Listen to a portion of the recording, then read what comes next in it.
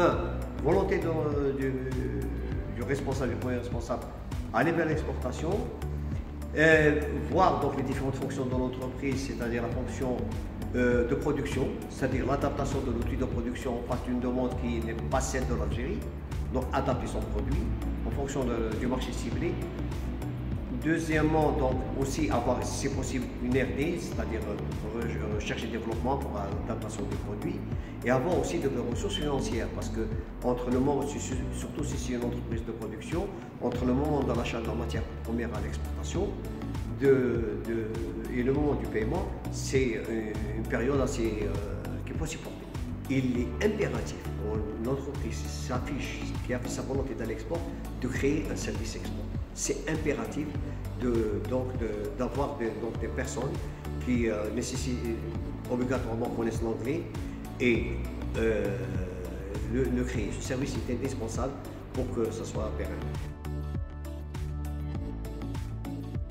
En ce qui concerne les produits à l'exportation, actuellement, tous les produits sont éligibles à l'exportation.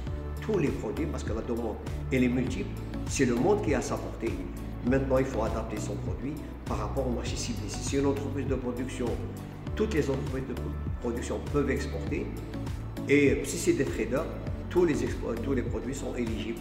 Il faut savoir uniquement, enfin le conseil que je donne, il faut essayer d'exporter des produits qui ont de la valeur ajoutée. C'est une association qui a été créée en juin 2001. Donc, c'est une association qui a pour mission d'abord de fédérer les exportateurs. Deuxièmement, et surtout ça, être une force de proposition. Donc, c'est l'Annexa actuellement sur le terrain qui est en train de faire avancer les choses, parce que nous connaissons donc les problèmes réels des exportateurs. Nous faisons des propositions, certaines ont été prises en charge, d'autres peut-être on est optimiste avec la nouvelle stratégie, parce que nous sommes membres de cette stratégie.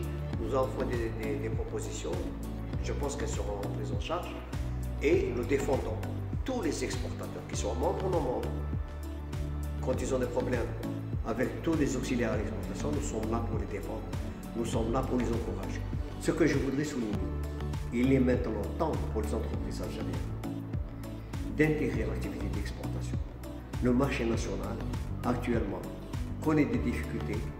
Là, il y a des avantages qui vont venir en faveur des exportations, justement. Il faut y aller. Il ne faut plus donc dire que c'est difficile, parce que rien n'est facile. Mais il y a des outils qui permettent à un entrepreneur qui va à l'exportation de se prémunir contre toutes les difficultés, contre les aléas de l'exportation. Il faut avoir la confiance en soi. Et je suis convaincu que n'importe quelle entreprise peut exporter. Tous les outils actuellement sont disponibles pour connaître les marchés cibles. Nous avons des accords d'association qui ne sont pas utilisés du tout. L'accord d'association avec l'Union européenne et surtout celle de la zone de libre-échange africaine qui est à nos portes. Nous allons avoir des réductions de droits de douane à partir du 1er janvier 2021 de 20%. Et ça va aller crescendo jusqu'à 100% à raison de 20% par an. Il faut y aller, il faut croire à l'exportation. Exporter, c'est développer son entreprise.